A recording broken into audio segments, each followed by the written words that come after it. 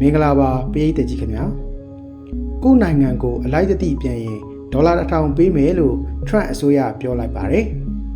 သမ္မတထရန့်လက်ထက်မှာအမေရိကန်ပြည်ထောင်စုအနေနဲ့တရားမဝင်ရွှေ့ပြောင်းနေထိုင်သူတွေကိုအလုံးအရင်းနဲ့မူလနိုင်ငံပြန်ပို့တဲ့အစီအစဉ်တွေကိုဒီဇိုင်းမမတ်လှုပ်ဆောင်နေစေဖြစ်ပါတယ်အခုအခါအမေရိကန်သမ္မတတပ်တန်းရက်တရာကျော်ကာလမှာပဲထရန့်အစိုးရဘက်ကနောက်ထပ်အတည်ပြုချက်တစ်ခုကိုပြီးခဲ့တဲ့ဒီနေ့နေ့ကထုတ်ပြန်လာပါတယ်ဒါကတော့အမိမြေလုံခြုံရေးဌာန DHS ရဲ့ CBP Home Application ကနေတဆင့်အမေရိကန်မှာတရားမဝင်ရွှေ့ပြောင်းနေထိုင်သူတွေအနေနဲ့ကိုယ်တိုင်နေရပြန်ဖို့အစီအစဉ်အတွက်စည်ရင်းပေးသွင်းရင်အမေရိကန်ဒေါ်လာ1000ပြန်လည်ပေးအပ်သွားမှာဖြစ်တယ်လို့ဆိုပါတယ်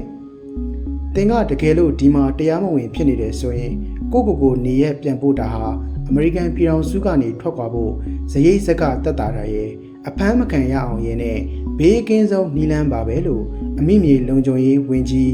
ခရစ္စတီနုံကအတည်ပြုပါတယ်။ဘိုင်ဒန်ဆိုရလက်ထက်မှာအမေရိကန်ပြည်ထောင်စုအတွင်းဝင်ခွင့်ရခဲ့တဲ့တရားမဝင်နိုင်ငံသားတဦးဟာအခုအစီအစဉ်ကိုအသုံးချပြီးချီကာဂိုကနေဟွန်ဒူရက်ကိုလေကြောင်းနဲ့ခီးဆက်ခဲ့ပြီးနောက်တစ်ပတ်အတွက်ထပ်မံကြိုတင်စင်းပေးမှုတွေလည်းရှိနေတယ်လို့ DHS ကအတည်ပြုထားပါတယ်။အမိမြေလုံခြုံရေးဌာနဘက်ကတော့ဒါဟာဥပဒေစိုးမိုးရေးအစီအစဉ်တွေမှာအလုံးစုံဆုံးရွေးချယ်မှုဖြစ်တယ်လို့အမေရိကန်အခွင့်အရေးတွေအတွက်လည်း80%ချွေတာရေးအစီအစဉ်လည်းဖြစ်တယ်လို့ဆိုပါတယ်။ DHS ရဲ့အဆိုအရတစုံတစ်ယောက်ကိုဖမ်းဆီးတာထိန်းသိမ်းတာနဲ့ပြည်내တံပေးတာတွေအတွက်လုပ်ငန်းစဉ်တွေဟာဒေါ်လာ18121ခန့်ကုန်ကြတယ်လို့အတည်ပြုထားပါတယ်။အခုနှစ်ထိရွှေ့ပြောင်းအခြေချသူ9000ထက်မနည်းဟာနိုင်ငံတွင်းကနေဆန္ဒအလျောက်ထွက်ခွာခဲ့ကြပြီး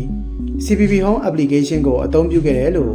Migration Policy Institute ကဆိုပါတယ်။ဒေသဘက်ကတော့ဒါနဲ့ပတ်သက်လို့အတိအလင်းပြောဖို့ညှင်းဆန်ထားပါတယ်။ application တွေ download ချမှုခြေရာခံကုမ္ပဏီတစ်ခုကလည်း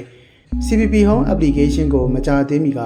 တရက်ကိုအကြိမ်1500ခန့် download ချခဲ့တယ်လို့အတည်ပြုပါတယ်။2025ခုနှစ်နှစ်ဆန်းကနေတွက်မယ်ဆိုရင်အကြိမ်3သိန်းခန့် download ချထားပြီးပြီဖြစ်တယ်လို့ကုမ္ပဏီအမှုဆောင်ချုပ် Area Michael Lee ကပြောပါတယ်။